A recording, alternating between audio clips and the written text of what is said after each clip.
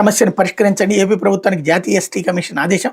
Mega DSC నుంచి 1143 పోస్టులు మినహాయించండి. Contract పద్ధతిలోకి మార్పు చేసి ఉద్యోగ భద్రత కల్పించండి. ఆంధ్రప్రదేశ్ గిరిజన గురుకులాల్లో పనిచేస్తున్న అవుట్సోర్సింగ్ టీచర్ల సమస్య పరిష్కరించాలని కూటమి ప్రభుత్వానికి జాతీయ ఎస్టీ కమిషన్ ఆదేశించి విషయం మీద విచారణ చేపట్టిన కమిషన్ సభ్యుడు హుస్సేన్ నాయక్ సోమవారం ఏపీ ప్రభుత్వానికి పలు సూచనలు చేస్తూ తీర్పు ఇచ్చారు. రాష్ట్రంలో 190 గిరిజన సంక్షేమ గురుకుల విశ్వవిద్యాలయాలలో 1659 మంది ఉపాధ్యాయులు అవుట్సోర్సింగ్ పద్ధతిలో పనిచేస్తున్నారు. వాళ్ళని కాంట్రాక్ట్ విధానంలోకి మార్చి ఉద్యోగ భద్రత కల్పిస్తామని కూటమి నేతలు చంద్రబాబు, లోకేష్, పవన్ కళ్యాణ్, గుమ్మిడి సంజయ్ రాణి ఎన్నికల ముందు హామీలు గుప్పించారు.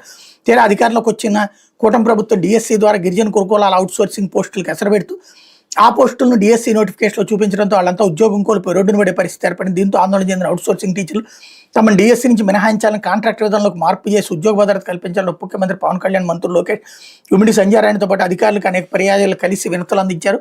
ఫలితం లేకపోవడంతో ఏడాది ప్రారంభంలో దాదాపు 46 రోజుల పాటు నిరవధిక సమ్మె చేపట్టారు.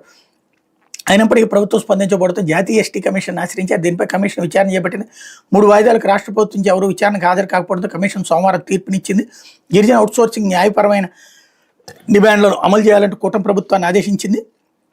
ఇతర శాఖల్లో లేని విధంగా గిరిజన అవుట్సోర్సింగ్ పోస్టులు డిఎస్సీలో చూపించడం సరికాదని కమిషన్ అభిప్రాయపడింది.